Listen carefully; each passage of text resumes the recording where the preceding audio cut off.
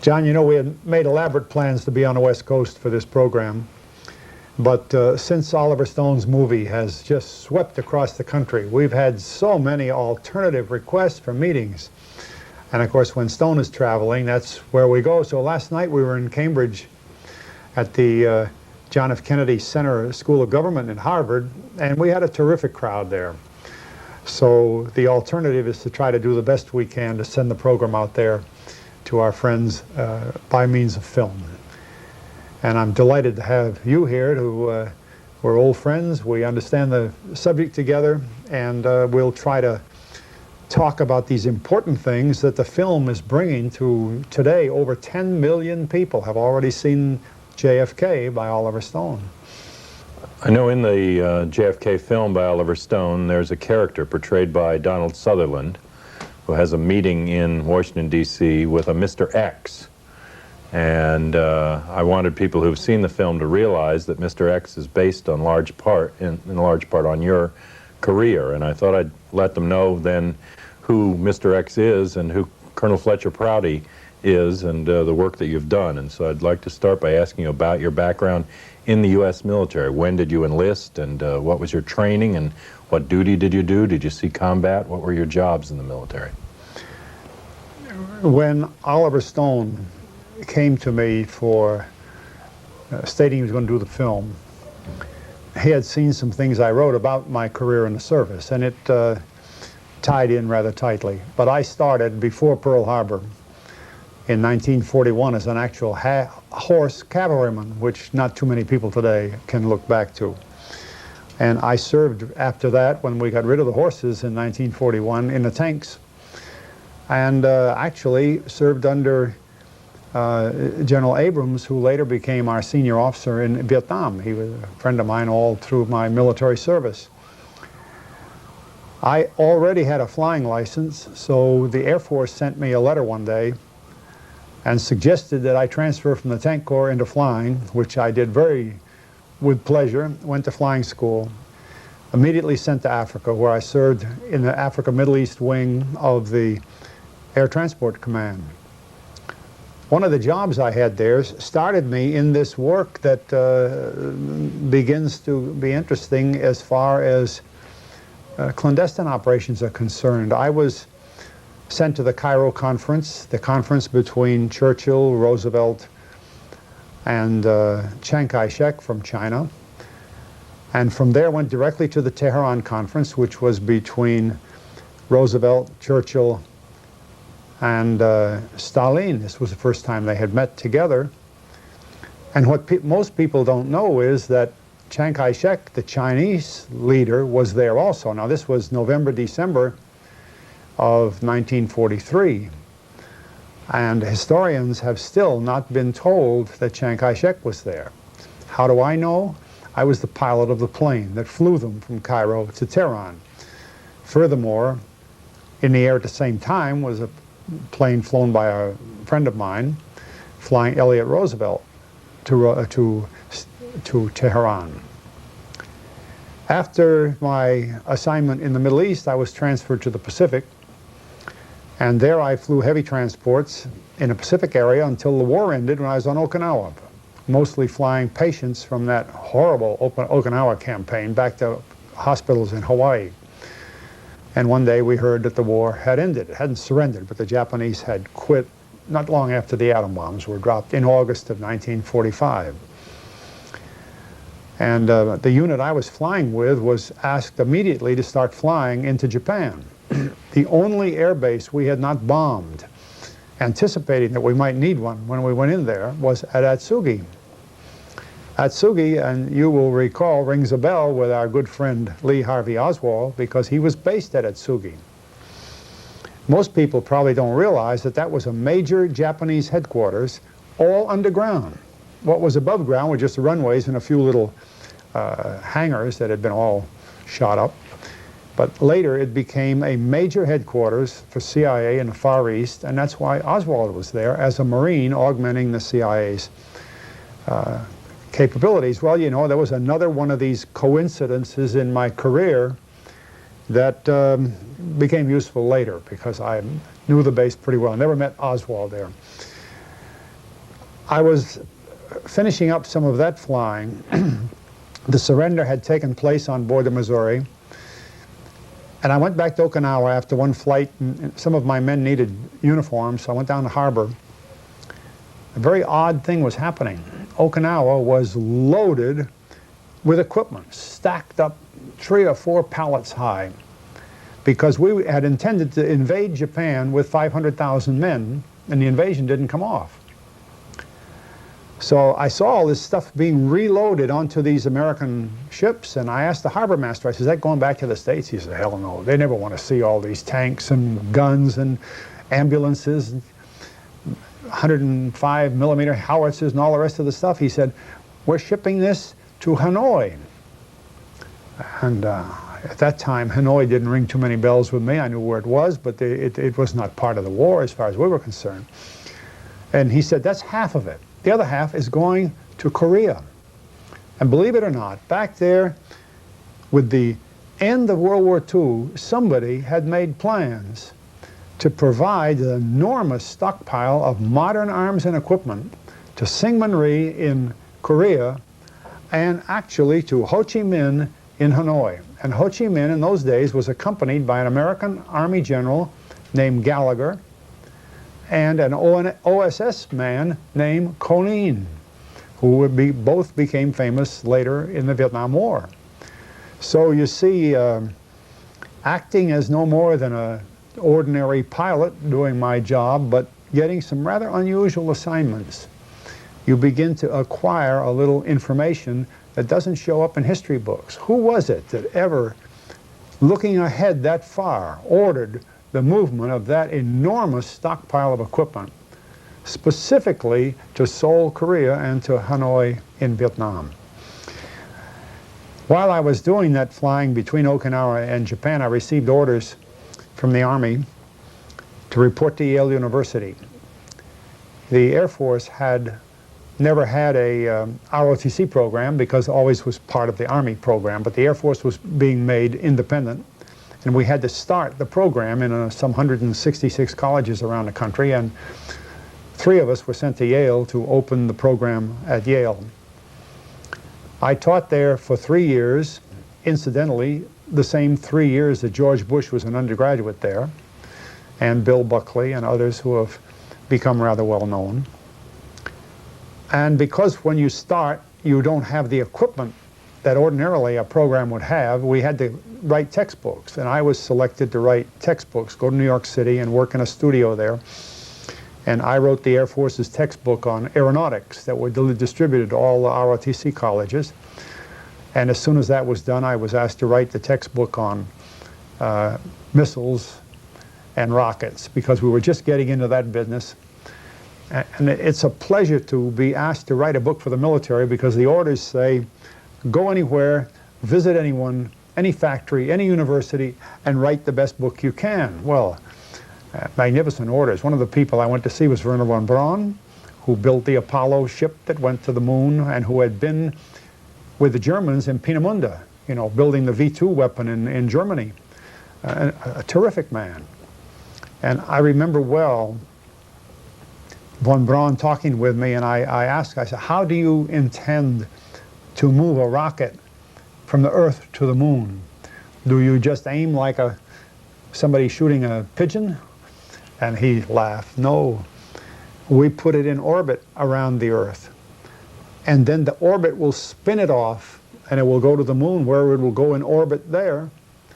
And then we'll have a lander, and you know the story. But here he was talking to me in 1949, saying what he was going to do in, 1969. I've always thought that was one of the most important forecasts I ever heard. And I wrote it up in the book that we produced. After writing those books, I was ordered to Colorado Springs, because by that time, the threat of Soviet attack on the United States had increased so much that we had to modernize our radar system. And we set up the big NORAD Air Defense Command business. And I stayed there for a year when the Korean War broke out. And I was transferred then to Tokyo, went back there.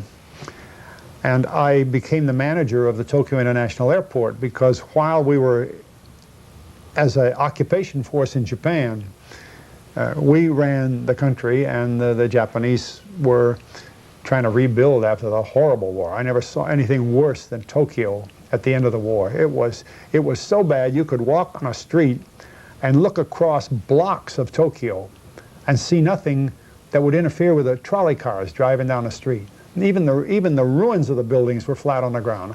I saw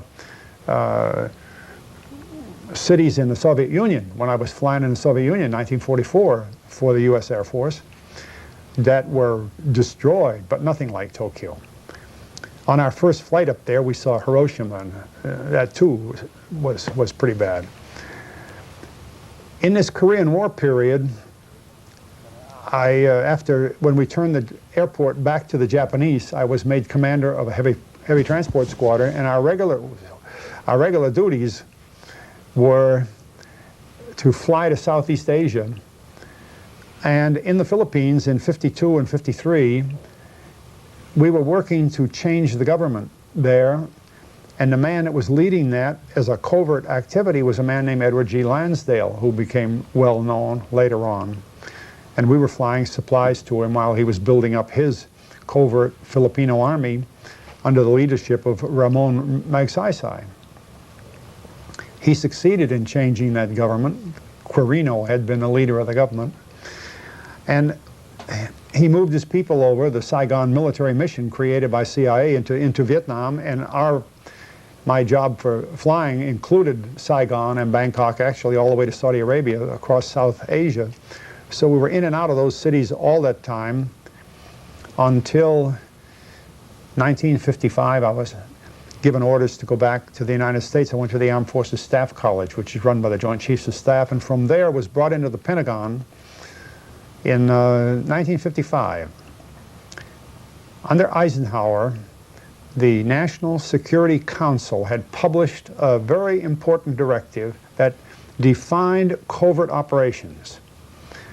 And in the process, the decision had been made that whenever the CIA was going to perform a covert operation, rather than duplicate equipment and bases and ships and aircraft, they would turn to the Air Force, to the military, and get equipment and use military equipment to the extent possible for the covert operation. So this meant that the services had to create an organization, a global organization, to be ready at any moment to provide this, to do it in great secrecy, so that money would never be short. We always charge the money to a special fund, and run it in such a way that the agency could deny or plausibly disclaim, as the words in the law say, that the United States had anything to do with it. Well, this was pretty new in 1955. In fact, I had to create the office, and I became the Chief of Special Operations for the Air Force, and I stayed in that business for 5 years. It could be quite a story, but we'll skip that. At the end of that, I was transferred to work with the Office of the Secretary of Defense in an office called Office of Special Operations. From that point, we had all the services under this one office. And again, I was back in an office with Ed Lansdale. By that time, Lansdale, an Air Force officer in uniform, but a career CIA man, was in the Pentagon directing what later became Special Forces and things like that as that developed through the military. With the election of Kennedy, McNamara chose to disband that office and at the same time replace part of it with the DIA, a new organization, Defense Intelligence Agency. So he created that and put it under General Carroll, and called me in one day and he said, "You've been in this business now for 7 years, you know all the people involved, you already know the agency people, you don't have to open up any new contacts. You know the agency's global organization. You go down to the Joint Chiefs of Staff and set up an office there to handle all the military support for all the services around the world for the CIA." Well, this coincided with the Kennedy administration. And I was there until Kennedy died. In 1964, I retired. Well, this background information I wrote in a book called The Secret Team, and I wrote many articles about it later, and Oliver Stone, when he was thinking about doing the Kennedy murder, began to realize that the question about Kennedy's murder is not limited to who shot him, But why was he shot? If there's a lone gunman, you don't have to ask that question, because a lone gunman could have been an oddball, as they say, a lone nut. But if it's a conspiracy, and most of the people in this country now believe firmly that there was a major conspiracy involved in that, then you can't help facing the issue, why was President Kennedy killed? And Stone thought that was important enough to build on the Garrison book, which is probably one of the best books written on the subject about his trial and all of the antecedents to that, but to include also the Man X role, and that's how I backed into his films. He needed somebody to build it on who knew the other side of what was going on in Washington at that time. I didn't know he had made Man X until I saw the script some months later. But it was one way to present, as he does, the drama of that event. And of course, John, you're very familiar with that. When you were providing military personnel, material, and support for these covert operations around the world, what did you see as their purpose, or was that a question that you asked? John, I know you read my book, and I think this was at the heart of it. Having worked with the agency for 9 years, actually longer because it went back into the 40s, I came to a personal conclusion, but I think I had the professional experience to come to this conclusion, that most of the covert operations run by this government, and at that point you have to enlarge CIA because, as I explained, the military's in there, and if we need other departments like Treasury or FAA because of airplanes or something, it's a government project, but it originates in the other country, like Indonesia or the Congo, wherever you're working. It originates there. And that the covert operation really is a reaction to something learned in the foreign country. It's very important philosophically because you can't say really that it was a United States government plan. Now, if the CIA puts on its intelligence hat and is studying intelligence in Africa or some other place in the Middle East, and they come up with a need for secret intelligence, they actually run that with a different network because it usually doesn't require guns or anything. It's just secret intelligence. The distinction is not realized by too many people. But when you talk about the covert operations, you are talking about something that, in my opinion, with that much experience, is a reaction to something that started outside this country. There aren't too many that were designated here. The orders to assassinate the leader of the Congo originated here, but that's pretty rare.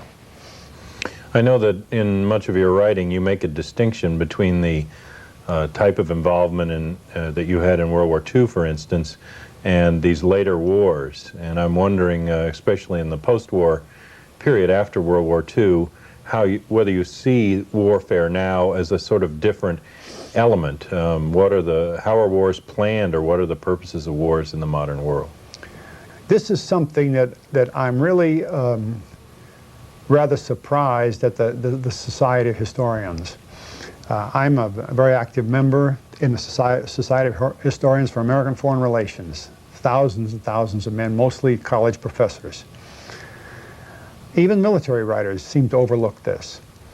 The impact of the hydrogen bomb, more than the atomic bomb, but the hydrogen bomb is so enormous. The new bomb, fission, fusion, fission, all happening in a split second, is so enormous you can't plan a war. It's ridiculous. Because, for one thing, wars, for the most part, are started by people who have an interest in the war and who presume they're going to outlive the war, as the leaders of Germany and France and England and Russia did during World War II, and the United States. Now you can't, no place to hide. No place to hide is pretty true in the hydrogen bomb era. So in war planning, we used to do very formal war planning. We'd cut the Soviet Union up into sections and say, if we have to go with the Soviet Union, as we did in World War II, we'd invade here, we would go in by Murmansk, we'd go in by the Caspian Sea, with the first exchange being these super nuclear weapons. It's a new kind of war, and this is why we couldn't solve the war situation in Korea Because if we turned the hydrogen bombs in Korea, what would be there? Well, what would be worth fighting? A bunch of holes in the ground. And then radioactive for how many years? 80 years, 100 years? And the same in Vietnam. When generals in charge of the military in Vietnam would want to attack, you know, thinking Hanoi is the objective, like General Patton attacking across France, across Germany, shaking hands with the Russians, he knew what he was doing. That's war. But in Vietnam, the generals were told, you hold that area and you don't attack, you don't use nuclear weapons. We're not going into that super war business. This is the problem today, and this is what puts the emphasis on the covert wars. They're trying to find a new kind of thing by the attack in Panama, Grenada, Iraq. But just look back. I mean, what did they accomplish? You know, you can destroy people and you can destroy cities. But now, what did it accomplish, really? So your question is very basic, and it shows why this government and other governments are emphasizing the requirement for covert activities. I know you've worked more recently on a book specifically about the Vietnam War called The Saigon Solution.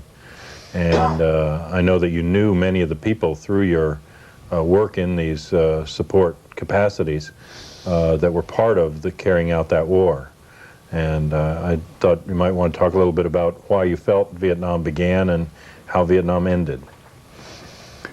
One of the most momentous decisions in the early part of the Vietnam War, and I hate to say war in the beginning because, see, it started in, the Vietnam War really started on September 2nd, 1945, when Ho Chi Minh got up on a platform in Hanoi and read the Declaration of the Independence of Vietnam, written almost the same as our own declaration. And on one side was a U.S. Army Major General named Gallagher, and on the other side, as I said earlier, an OSS man named Conin. And we're supplying his weapons. But the objective then was to round up the Japanese and get the Japanese residual, the remaining forces, out of Vietnam. And the plan was then that the British would move in and gradually bring order to Vietnam, hoping to keep the French out because the Tehran Conference, an earlier conference, had ruled against the continuation of colonialism. It didn't work. The French got back in. So we switched our support from Ho Chi Minh to the French, and we began to fight the man we supported.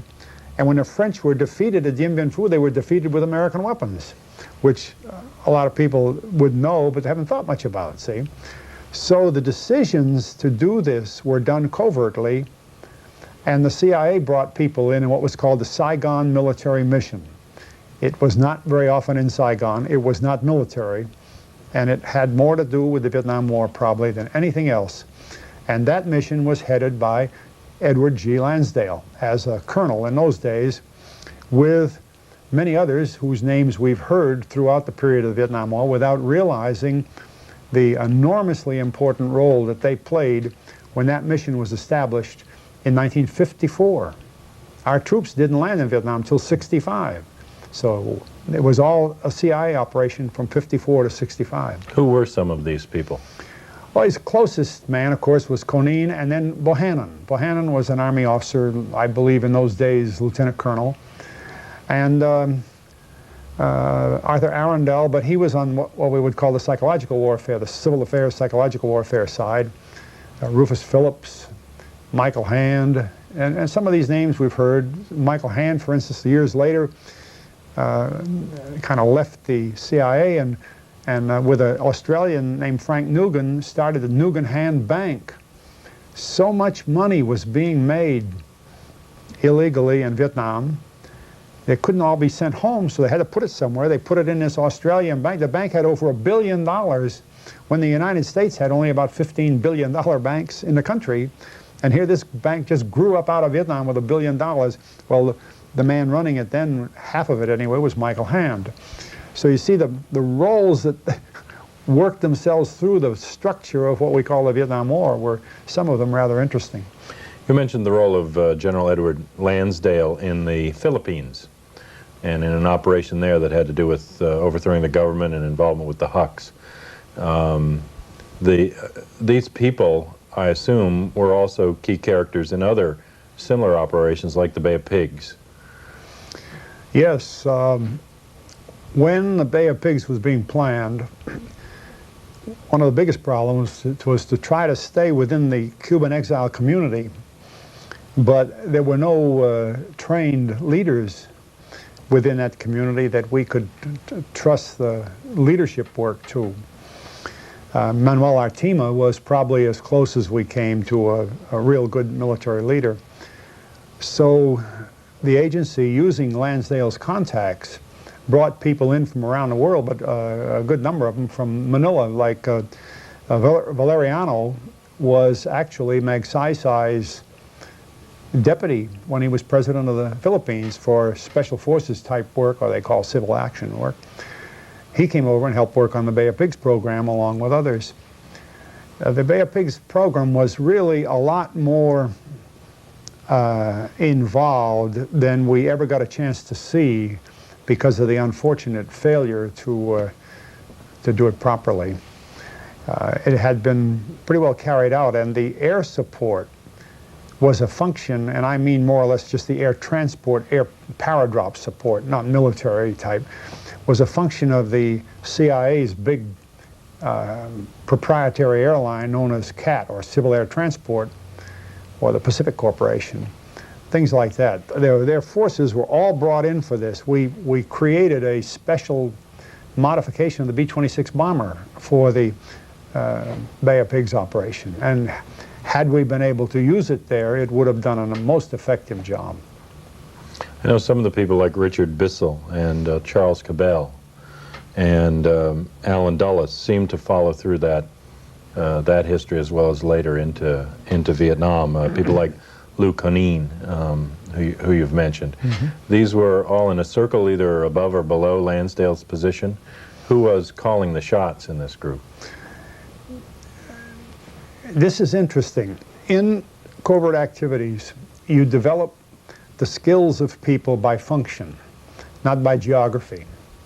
In the intelligence business, you try to keep people on a certain section of the map so that they know the geography, so they know the political situation, the economic situation.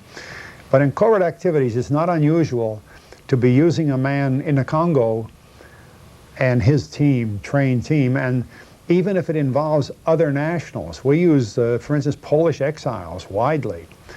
And you work them into teams, and then when you have the Indonesian rebellion, you move some of the same people in. Frank Wisner, the old OSS hand who was in Bucharest in Romania during World War II, became the leader of the Indonesian program. So your observation is correct, and Lansdale, of course, being really the legendary prime man in this business, was involved in many of these things, especially in the Pacific area. This work included, I assume, also assassinations of government leaders or particular individuals. When did you begin to think that the assassination of President Kennedy might have fit this same mold? I had known through experience that assassinations were called for in certain activities, usually as a fallback. Not, you know, if you can talk a guy into leaving, you do it. But if it doesn't work, or if the other people in the country can't work with the man, even in a compromised situation, the decision is made that there must be an assassination. And during the 1976 hearings under the Church Committee in the Senate, this was finally revealed, even though the agency tried to overlook the situation. It never hit me more strongly than early in Kennedy's administration, when a major general that I knew very well, Air Force officer, came back from a meeting in the White House. And as he went by the door of my office, which was just across the hall from his, he said, "Prouty, go down to personnel and get me retirement papers right now." So I went down to personnel, got him retirement papers. Here was a man that might have been Chief of Staff of the Air Force, a very well-known general. So as I brought the papers in, "What's the matter, General?" He said, "I can't agree with it." He said, "We're sitting in the White House, we're talking about a certain program." He said, "The man that they're talking about is as anti-communist as anyone in the world, although they have certain arguments against this man, and they're going to remove him. And they can't remove him peacefully, he won't go. they're going to kill him. He said, I'm quitting. I won't go through this. And he walked out of the Air Force that afternoon. Well, obviously, that was a lesson to me because I had not been personally in that kind of situation. Although I had provided aircraft for teams that were going for these jobs, I didn't ever see it that close as when that man told me what they had decided. Next morning, I read in the paper that the man was dead, the man, the head of the country. Put it together, you know all you need to know about assassinations. Did you have a sense at the time that you resigned in 1964 that that the murder of Kennedy was suspicious in some way? By that time, in fact, within days, I was positive of it. There were so many things not done. The secret of an assassination plan is to remove the protection. If you've been living in a neighborhood where you think having a big German Shepherd dog is necessary for your safety, and if that dog is gone, somebody come in the house because the dog's gone. They won't come when the dog's there. See, if you remove the protection, you're going to have somebody assassinated. And it was evident in the area of Dallas that the Secret Service coverage either didn't exist, was at a minimum, and that the normal military augmentation of Secret Service coverage had not even taken place. And although I happened to be in New Zealand on the day President Kennedy was killed, and I was having breakfast with a congressman from the United States, we heard on the radio that the president was shot dead. And as soon as we could, we went out on the street and bought a newspaper from a man selling extras. And I saw a picture on the front page of the paper of that Texas school book building, which I'm sure had to have been taken, you know, right away and photocopied and sent around the world. And windows were open. And I turned to the congressman and I said, you know, something is seriously wrong. The Secret Service closes windows. The military, you have plenty of people, close the windows and put stickers on them. Don't open the window till the president goes by. And then you put a man outside with a radio and he looks at the building, just a glance at the building. He knows the windows are closed, so everything's all right. But if a window opens, he gets on the radio. There's a man up on a roof with a sniper gun watching, and other men come through the hall, go and see why the window was open and shut it. I mean, that's protection. You want to keep the president alive. You're not going to take the bubble top off his car. You're not going to put him in a car that isn't armored. The Secret Service didn't use an armored car. If the bubble had been on it anyway, it was nothing. It wouldn't have stopped bullet. J. Edgar Hoover made a report to Johnson on that. He said that bubble top, whether it was on or not, didn't make any difference. It was worthless. He said, I wouldn't ride in that car across the street. So we noticed immediately, just being off in New Zealand in this paper, things that when I got back to Washington, I found out there's no way in the world that the president had been protected properly. Well, that can't happen. You train thousands of military men to do the job. They're going to do the job. That's their business. You train Secret Service men year in and year out to do the job. They're going to do it. But I called one of the military units to talk to a friend of mine because I had worked on that kind of business. And he said, you know, somebody called my colonel and said, we don't need your unit in Dallas. Well, he wasn't too shocked, although he was only in San Antonio and could have come up easily, because he figured they were going to put another unit in Dallas, and, you know, it wasn't his job. He'd stay there. He found out afterwards that they didn't. Well, then who called? Who knew ahead of time, for reasons of the assassin's point of view, not to have that military unit there? You know, it would have to know code words. He would have to know all the secrets of how this thing is done. And I've done that. I've gone to Mexico City when Eisenhower went down there, preparing the road for our military units to augment Secret Service in Mexico City. We used extreme caution. It took weeks. And then Eisenhower just casually walked down the Avenida, the main street in the middle of town, and he's safe. At least he's as safe as you can make it. Well, that didn't happen. And you could see that right away in that first newspaper. And then when I got back to my office with the JCS and I had other resources to check other things, by the time I retired, and it wasn't just because of that, I had already arranged a job, but it was pretty much my whole idea of what I was doing came to an end right there. 9 years was enough. And I had no doubts that the murder was a carefully planned job and that Oswald was a patsy, no question about it. And that the murderers were professionals that I knew existed, because Lyndon Johnson himself, before he died, said, "We operate a murder incorporated," meaning we operate people who can murder, but incorporated. That means in perpetuity. A business that is incorporated means perpetual.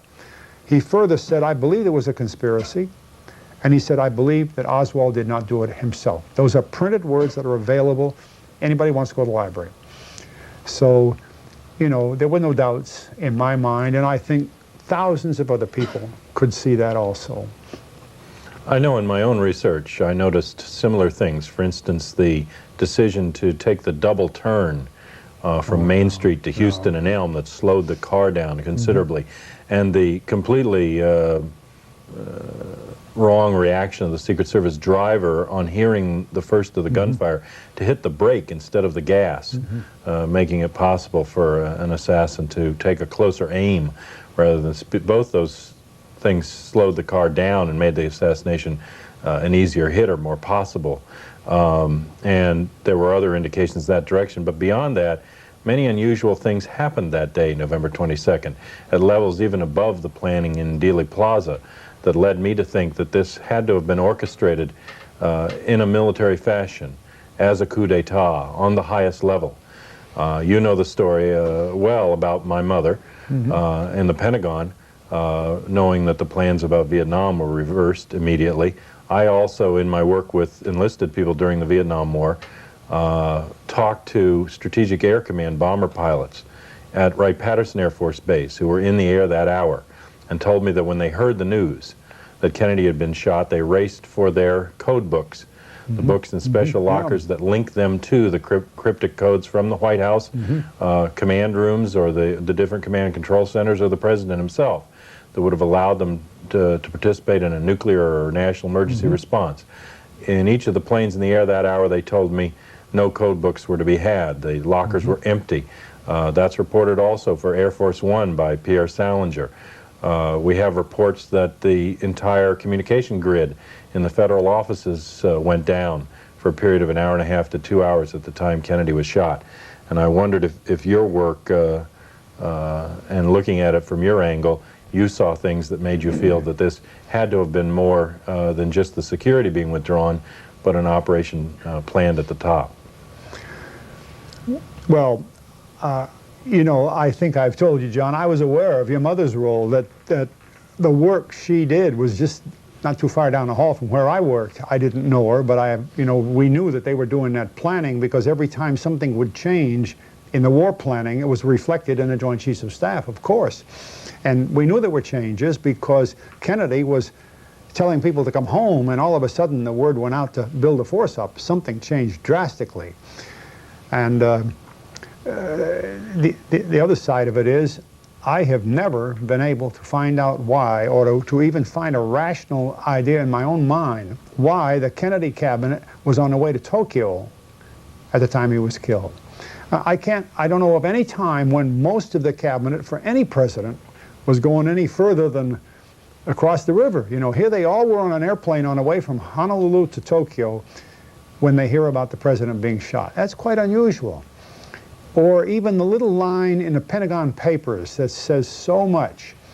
Ambassador Lodge, who had come from Saigon to the meeting in Honolulu before a large staff, which was a customary thing, including these cabinet officers, then it said, on the 22nd of November, Ambassador Lodge flew to Washington to speak to the president. Didn't say which president, because by the time they wrote the Pentagon Papers, they knew President Kennedy had died. Why couldn't they find a little bit of space to put in President Johnson, because that's the day Kennedy died, or they go on for pages after that, never mention Kennedy's name, although it was, I mean, why are people playing with the record like that? See, or why are they playing with the protection system in Dallas? And what's motivating the Strategic Air Command to do what it did? If people want to say that Castro or the Mafia or Khrushchev or anybody had the power to do that sort of thing, they're really not thinking clearly about what this assassination was. It was a major, controlled coup d'etat that was absolutely effective. Because if Oswald had any role at all, and he had been with the CIA, and I can tell you clearly that a Marine assigned to Atsugi was a selected CIA man. A Marine that can get out of his service and go to Russia and live for 18 months and then go back to the American embassy and say, I've decided not to leave the country, I'm going to go back to the States, and they give him his passport, and then the money to go back with his wife and child came from the State Department. They paid his way back. I mean, you know, what's going on? So there is so much of a fabric of this assassination, as you're pointing out, that really the hardest thing for me to see is why the Warren Commission had the temerity to even publish that document. I mean, the Chief Justice of the Supreme Court is putting his name to a document that I can't believe he didn't know was wrong, along with all the others. It's just unbelievable. Where did that pressure come from? How do you tell a Supreme Court Justice what he's going to do? You can't do it by walking into the court with a staff of lawyers. He'll tell you what to do. Well, my mother, who was in the Deputy Chief of Staff's Office for Personnel, was planning manpower analysis and national draft call figures 5 years in advance, and knew that there were plans to withdraw the troops from Vietnam. And I know that you were in meetings in that period, at the end of the Kennedy administration, where those plans were being discussed, and that there were national security memoranda developed about it. There's quite a bit of controversy now in the press, and many claims that this is a sort of absurd motive that Stone has given, or a fanciful idea. And I wondered if you could speak to whether or not you feel, from your experience there and what evidence you had at the time, that in fact Kennedy would have pulled out of Vietnam entirely. This has been one of the surprises of my work with the film. You see, I was familiar with this National Security Action Memorandum number 263, which was dated October 11th, 1963. The principal finding of that memorandum was that Kennedy was going to bring all U.S. personnel, didn't say military, didn't say CIA, didn't say State Department, all U.S. personnel out of Vietnam by the end of '55. The next day, the World Around printed U.S. Stars and Stripes paper that's for the military, that was a headline, all Americans out by '65. You know, it was not a secret. It wasn't casual. It was a major importance. And yet, some of these writers who have attacked Stone for the veracity of his film ought to know better. It's a public document. But more than that, I have a government printing office book, and of course I have my own records too, because I was working on these papers, that was printed in 1991, current, and it shows clearly in the period from August to November 1963 that there were more than 50 meetings that were attended by Kennedy, Rusk, McNamara, and Maxwell Taylor. Sometimes Kennedy might not have been there, but then he'd be represented by either Bundy or somebody else like that. And my boss. My boss is referenced in every one of those meetings, General Krulak. And when General Krulak would come back from those meetings, the usual thing was to call to us, one or two or three of us there, here's what happened today, here's what we've got to do for tomorrow, you research this, we'll put it together, and for tomorrow when you go back to the meeting, we had all this material for. Now, we worked intensively on this program for that period, August until November. It was not a casual program. We had access, in my part, I had access to CIA. The other part of the staff had access to NSA. We had access to the money crowd. We would be up on Congress on Capitol Hill. It was a completely controlled effort by the president. He sat there running these committees. It was not some thing held like the Iran-Contra hearings by somebody brought in for the job. The president was running. So anybody that wants to say that the film overemphasizes the significance of that paper and Kennedy's intent thoroughly to get Americans out of Vietnam, it doesn't understand history. And he didn't say he was going to leave Vietnam high and dry. There's more to it. He said he was going to build Vietnamese forces. He was going to supply them with what they needed. He was going to pump money into Vietnam, but not American troops. And in 1963, for those who haven't looked at their history carefully, No American military people were operating in Vietnam under military commanders. They were all assigned to a structure that was under CIA operational control. Now, there's a big difference between American troops under CIA control or troops under their own commanders. They didn't have that situation, a real wartime situation, until the invasion in early 1965, after Johnson had completely turned Kennedy's plans around. So the importance of that document is enormous, but it wasn't the original one. It started back in 1961 in July with another document, number 55, that I won't go into, but historians should, because they can't understand how this other document came unless you know that for 2 years that planning was going on, and it would have continued on into after Kennedy's re-election into his second term. We'd have been out of Vietnam. There wouldn't have been a war in Vietnam. That turnaround that Johnson presided over, I know, was at least at the planning stage by the Monday following the Kennedy assassination, when my mother was given figures by the Joint Chiefs to plan for a 10-year war and 57,000 dead. Ahead of time. Yes. You know, that was on November 25th, 1963. She was given those figures. They were accurate, weren't they? Yes. The planning for how many? 10-year war and 57,000 dead, right on target. We had, what did we lost 58,000 men. Yes, 57.5 or 58. It's amazing, see? And so it wasn't, I think, just a reversal of policy. It was really a leap forward, a complete conceptual change, it seems to me, in the way the war would be carried out.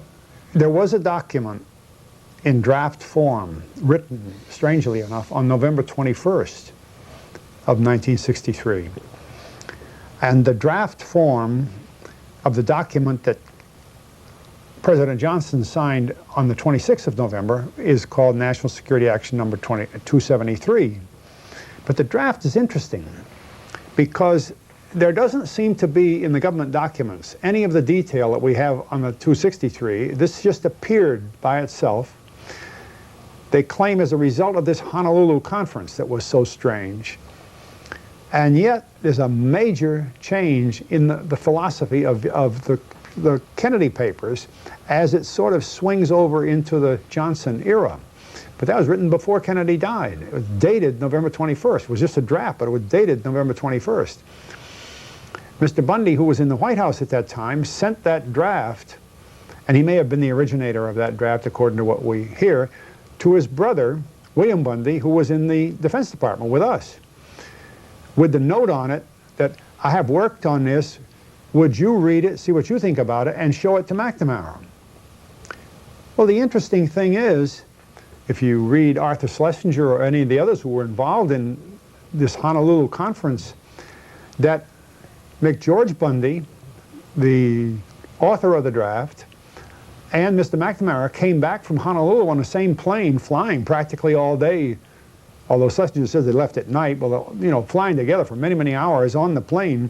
What was to stop Mr. Bundy from showing it to Mr. McNamara while they were flying? They were right there together. So there's enough there to present the feeling that somehow somebody knew things were going to change within the next couple of days. It's like Lodge's trip to talk with the president. Which president? See, these are fascinating little details from the manpower viewpoint of your mother's work to these others, and none of them have been answered. None are adequately answered. Do you have a sense, you mentioned Oswald and his defection to the Soviet Union and strange circumstances under which he would return. Do you have a sense from your work in support of the intelligence community how a patsy like this could be set up? Are there pools of such characters, doubles, cutouts? I mean, how is something like this done? Where are they chosen from, and to what extent do you think Oswald meets that pattern? Also, who do you think set Oswald up?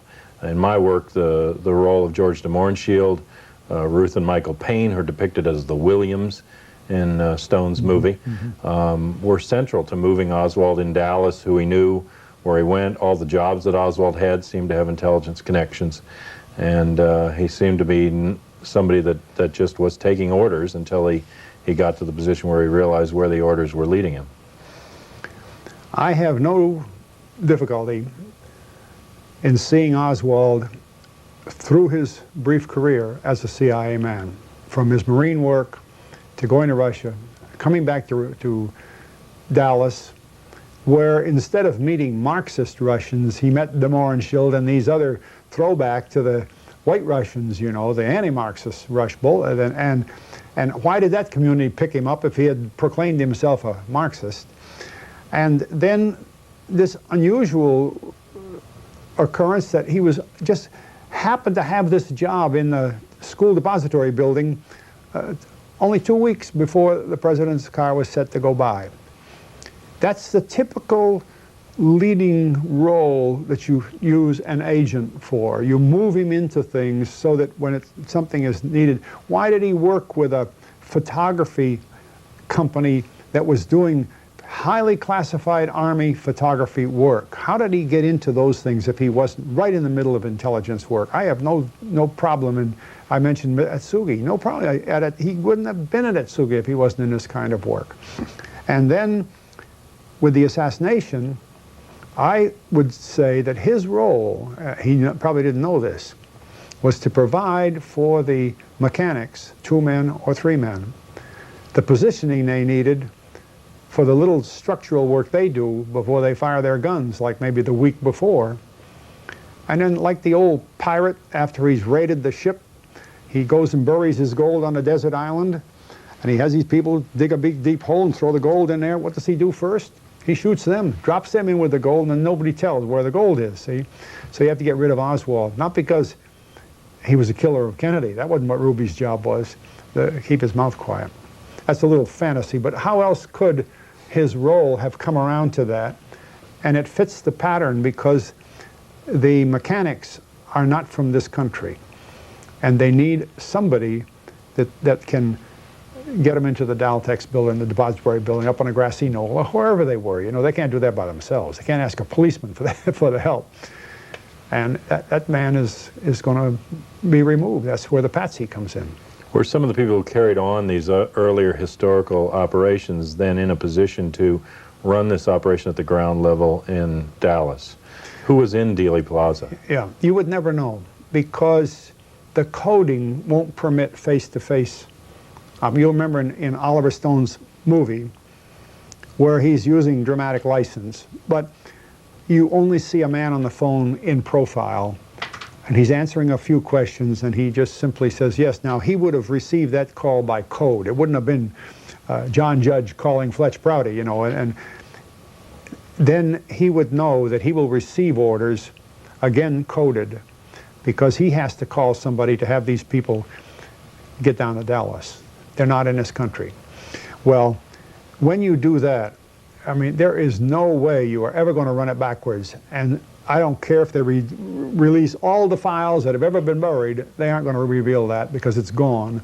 Nor will it ever reveal who made that first call to this contact man who knows the codes that can put everything else in motion, because that's all he's going to say is, you know, when I make those calls, I know 3 other people were called, and I don't think the people I called were the ones involved. My men were going to go to China and shoot somebody. See, it's like the old mafia system that they want me to shoot you, but we do it with 4 people, and you give 4 guns, but only 3 bullets. And of course, I had the blank. Not the man beside me. I didn't shoot you. The other guys did. This is an old thing. King Henry II removed the cardinal, you know, back in the 12th century, and he never told anybody to do it. The knights did it because they knew King Henry would smile if the cardinal was gone. Nobody said shoot him. You make a small reference, or at least Donald Sutherland playing the character X makes a reference to flying some of the Nazis out of Romania at the end of the war to help in the war against the communists. And you mentioned also during our interview meeting Werner von Braun. As you know, von Braun came not only by himself, but with hundreds of aerospace and munitions and scientists from Project Paperclip. Also here in this country, many of the spies who worked early on for the CIA and the intelligence networks came from a network in Germany under Reinhard Gehlen, one of Hitler's top spies. I found in my work, and so did researcher Mae Brussel, who you knew, numerous Nazi connections to the John F. Kennedy assassination, including Walter Dornberger, a general who had been a mentor to von Braun and who actually thought up the idea of the space shuttle in Star Wars, was the employer for many years of Michael Paine, whose wife Ruth Paine housed Marina Oswald, Ruth Payne got Oswald the job at the book depository there at the corner in October. And in addition to that, de Mohrenschildt had ties in his long family history to the Nazis. And even the person who wrote the Warren Commission report, Rudolf Augustus Winokur, came from the Army Historical Division, where he had worked since the 50s. He had been an official historian of the Reich for Adolf Hitler and was brought into this country. And the Army Historical Division was apparently the early drop point for the Gehlen network. And I wondered if you had a sense in your work of the role that these Nazis played when they came in and how central they were to the Cold War history.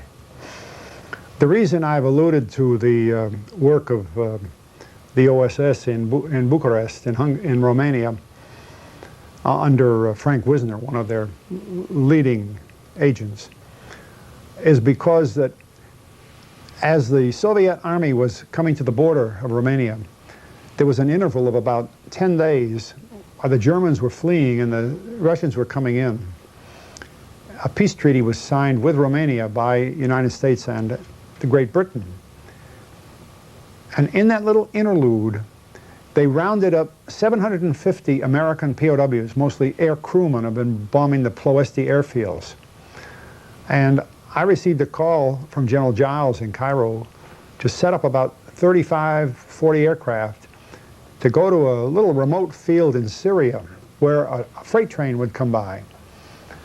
And we went there early in the morning, and these 750 American POWs jumped off the train, came running toward our planes to be flown to Cairo, and intermingled with these men, we didn't know it, we started talking to some of them on the airplane, were Nazis who were being taken out of Romania and the Balkans by the OSS for pretty obvious reasons. They knew all the intelligence in the Balkans, they knew the intelligence in the Ukraine and other adjoining areas of Russia, and they wanted to preserve them. They didn't want the communists, you know, even though Russia was our ally, I mean, this was the beginning of the Cold War.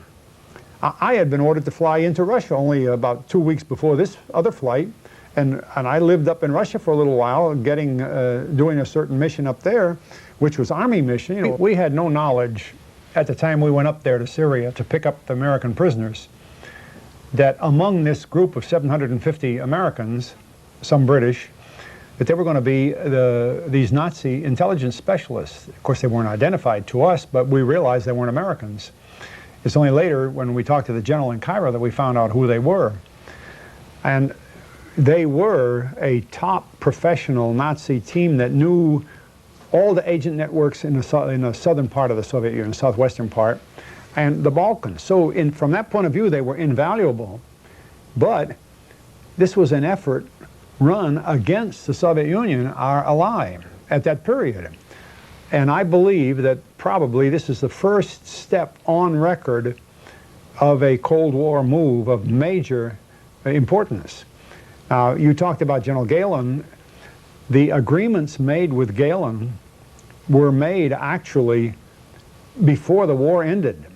He had made a deal with certain American intelligence people, General Seibert for one, that he would lay low, bury his files, and surrender as soon as possible, rather than draw attention to himself on the Nazi side. And Gehlen, of course, was Hitler's prime intelligence general, a terrific prisoner for us to gain.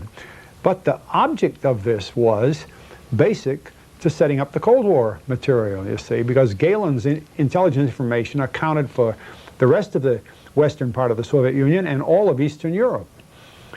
And the discussions with Gehlen were led by Allen Dulles, who was in Switzerland as the OSS senior officer in that area.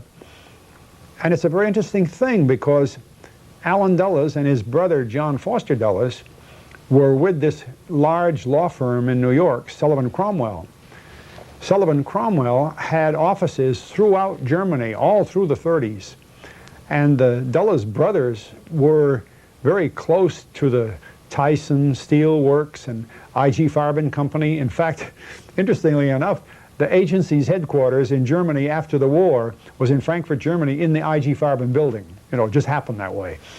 Well, the Dulles contacts that people thought would be OSS intelligence work were actually the people he knew anyway as a result of his legal work in Germany while Hitler was running Germany.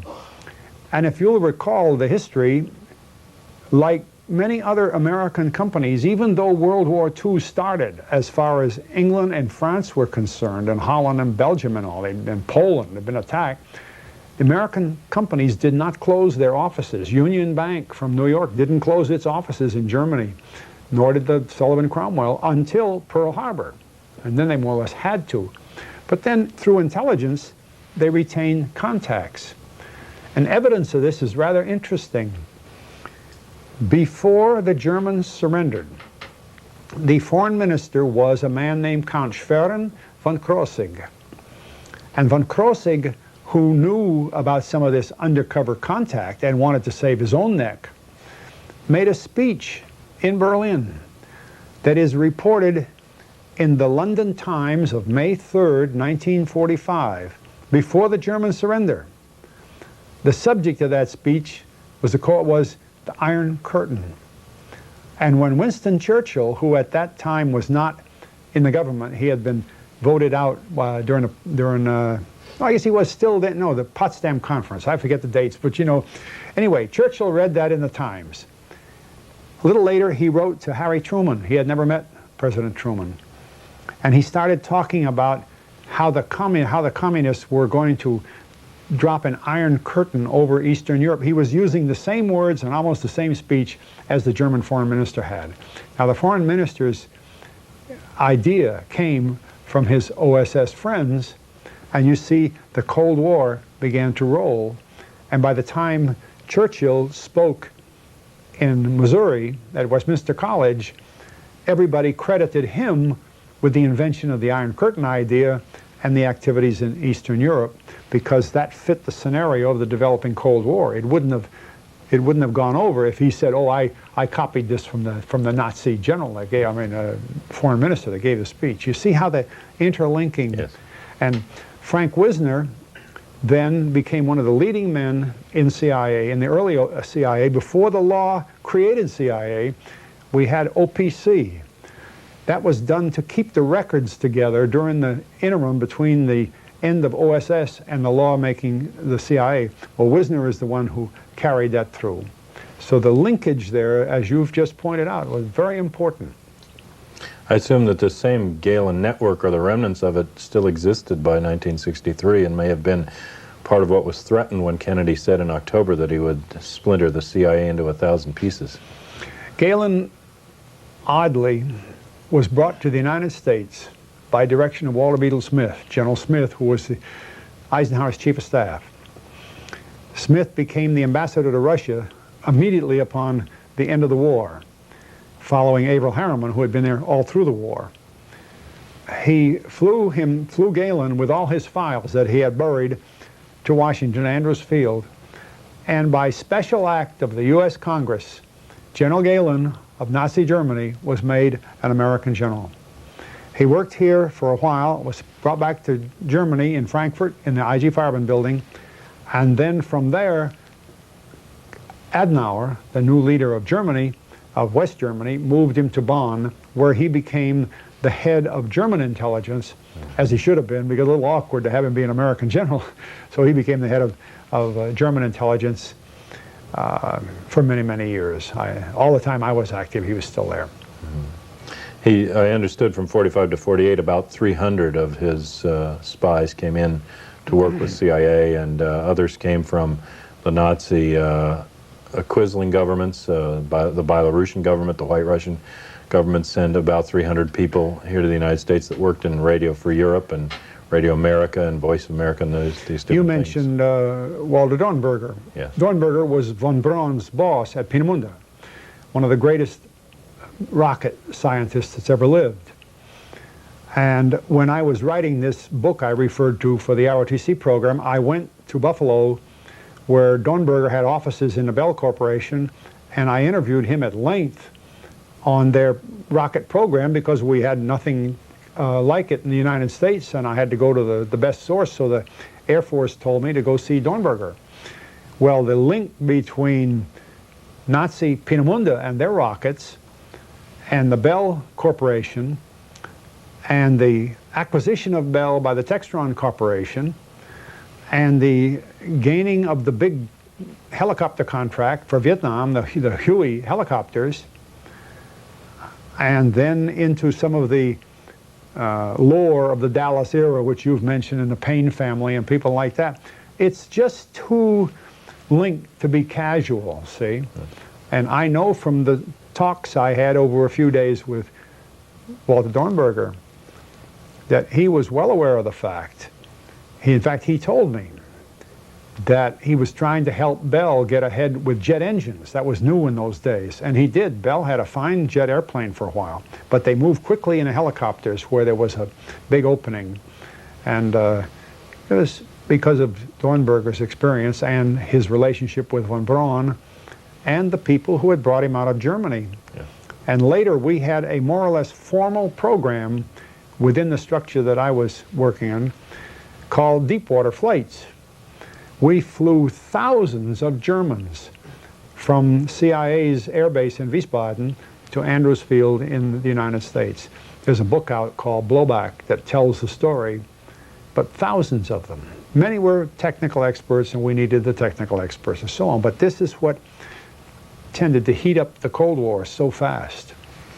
I always thought it was significant that both Allen Dulles, who you mentioned in terms of the plans for the secret surrender of Galen after the war, and the High Commissioner of Germany, the Allied High Commissioner after the war, John J. McCloy, who worked with Sullivan and Cromwell and was a Rockefeller banker for many years, sat on the Warren Commission. McCloy was responsible for pardoning the Nazis at the time of the Nuremberg trials. Another key figure in this scenario, I think, is Leon Jaworski, who worked for the Army at the Nuremberg trials, I believe undermined the prosecution of the Nazis at those trials, came back, left there and worked for International Red Cross Rescue Division, which provided the Glossenspiel, the phony IDs for some of the rat line Nazis and the movement of Nazis out of Germany under false ID or to hide them in the DP camps. And he later worked for a CIA conduit fund, the J.M. Anderson Fund in Dallas, and then suddenly shows up as the official liaison between the Dallas police and the Warren Commission investigation. And later on, of course, is the most trusted man in America when he handles the cover-up of both the Watergate and Koreagate interests. Well, in the Dallas area, ostensibly, I believe, to provide counsel to Oswald, who didn't live more than 48 hours. Interesting linkages. When you were at this level, I mean, I'm sure you got a sense of how things are done. You mentioned earlier that some disgruntled oil men or angry Cubans or mafia enemies of Kennedy could not have pulled off the job at the level it was done, nor have covered it up. To move beyond that level, could the Joint Chiefs of Staff or the Defense Intelligence Agency or the CIA or a renegade element in those groups have pulled off the job and covered it up, or does it go beyond that? The answer, of course, is not simple, but it's tucked away in facts that we all can think about. The Central Intelligence Agency is called an agency on purpose. Law makes it that, which means then it works for somebody. See, an agency doesn't work for itself. The Defense Department works for itself, but the agency works for others. The Defense Intelligence Agency, the National Security Agency, they used to all be under the office I worked in under General Erskine for the Secretary of Defense called the Office of Special Operations. We provided the linkage to CIA and to NSA. DIA didn't exist, but General Erskine is the creator of DIA. He wrote the thing. So you notice the A in the agency there means that higher authority can use the agency. And at that point, you learn pretty quick that higher authority doesn't necessarily wear a uniform or the pinstripe of State Department. It's higher. I remember during the war hearing that a close friend of Winston Churchill, Lord Denning, who somewhat like the Chief Justice here, would talk about Churchill in his, he knew Denning very well, in his just conversational talk, using the term high cabal. And he would turn to friends and say, you know, if Churchill is talking about a high cabal, what's up above there, see? But we live with that. We know that. And you've mentioned different companies that have been in General, like Sullivan Cromwell, and the links between I.G. Farben and General Electric had. But if you study those structures, the Brown and Harriman interests, they existed in Germany all through this period, and only reluctantly closed down at the Pearl Harbor time, but the linkages remained. As soon as the war ended, they were right back in there again, you see. These are important to try to understand this, because in my point of view, the Kennedy family was oriented more to the European power structure than they were to Asia. And I think that had a lot to do with why Kennedy didn't want to get involved in Vietnam. He'd much rather see our money and our forces and our interests back in Asia, where his friends and his father's business friends, who were among the group in Brown and Harriman and so on, that's where they worked. I thought it was interesting that some of the founders of Brown and Harriman, as well, Averell Harriman and some of the key bankers that were linked to the Deutsche Bank and the money in Germany in those years, were Skull and Bones graduates in Yale, and I believe it's 1909, along with Prescott Bush, George Bush's father. And he seems to have had financial and other ties with them going way back. Prescott Bush was running the Combine. In fact, I think for a while he ran Union Bank, which was part of that. And of course, it all goes back, in one respect, to the enormous wealth derived from the oil industry. And to understand that, you begin to see some of these other horizons, and we may want to talk about that one of these days, because if there is this much being done at the high cabal level, you have to believe that it is being done because of enormous amounts of money. And just for one little clue, lifting the corner of the tarpaulin here a bit, between 1973 and 1980, when we had the energy crisis and we're waiting at gas stations with our cars to buy a little bit of gas at an exorbitant price, the same oil sources in the Middle East, 5 countries, that received $15 billion for their oil in 1973, received $300 billion for roughly the same quantity of oil in 1980. So it's so profitable. I mean, how can you think there isn't an interest in the oil business, and their bankers and their lawyers and the collateral firms like the automobile industry and the aviation industry that run with it? Well, I think it's only here in America where the press and the pundits and the historians even seem to buy into the idea of coincidence theory, that nothing links to anything else, whereas in Europe the immediate question in a political assassination is qui bono, or who benefits. And what are those benefits besides the profit? It would seem to me that the motivating forces behind conspiracies on this level are not only the profit, but its perpetuity, but control of resources around the world like oil, and other types of political control.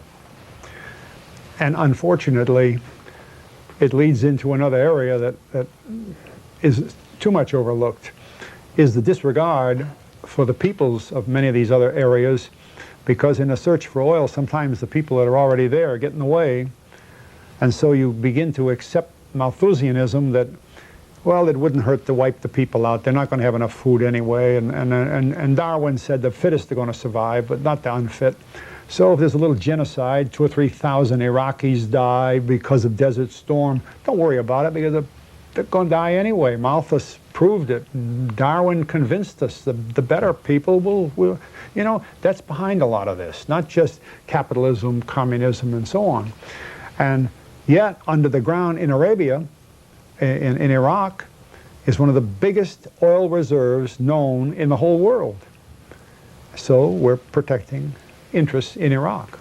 The Iraqis don't own those companies.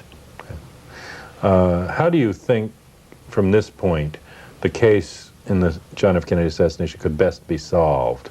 I know that getting the records loose is one of the goals that we've been working on recently, but those records are not going to tell us the whole story. They're little snapshots. It's worth looking at them. We get a little bigger piece of the picture, but ultimately, at this point, what should we research if we're going to do that? What's the next step?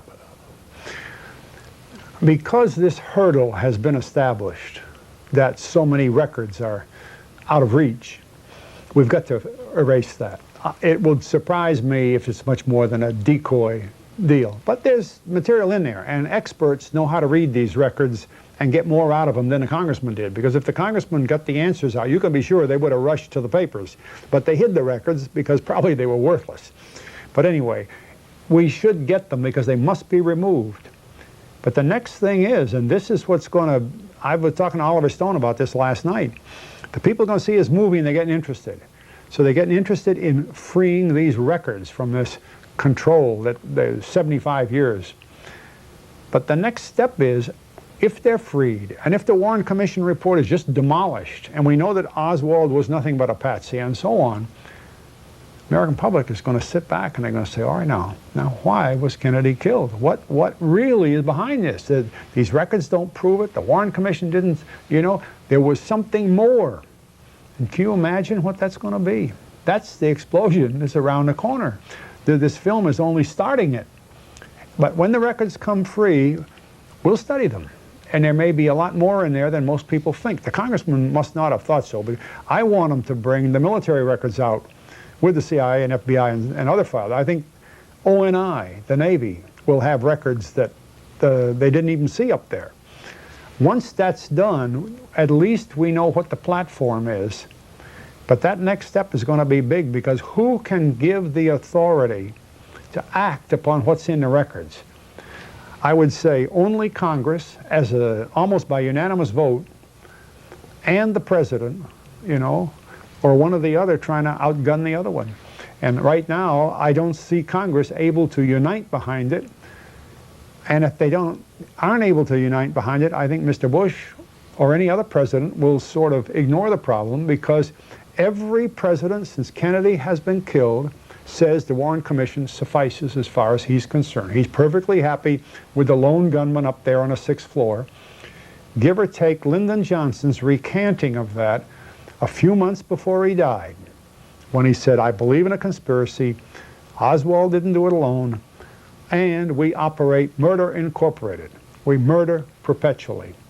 Now, I think that winds up the story at that point. We know that many of the witnesses, Penn Jones, the researcher, suggests maybe as many as 175 have died strangely or in violent circumstances. We know that much of the evidence has been destroyed or altered since the time of the Kennedy assassination. And we know that the phony autopsy that was done at Bethesda was an illegal autopsy under Texas law, and that the body should have never been removed. One researcher in a recent meeting in Dallas, where I was on the case, suggested walking into the courthouse there in Dallas and convening a grand jury and beginning a full trial investigation in Dallas with the evidence that's left, the witnesses that haven't come forward, and putting it back en route. Do you think that there's a possibility at that level of opening it up as a trial or an investigation? John, you don't have to research that. The law of the United States is that every murder must be tried in the state where it occurred. The state of Texas owes us a trial. You can have a trial against John Doe. So you're right, the means are there, and it has to be done according to law. And there's nothing to stop the state of Texas from doing that, except Lyndon Johnson told them, don't do it, see? But that's a fabricated thing too, see? That's the story, up to here anyway.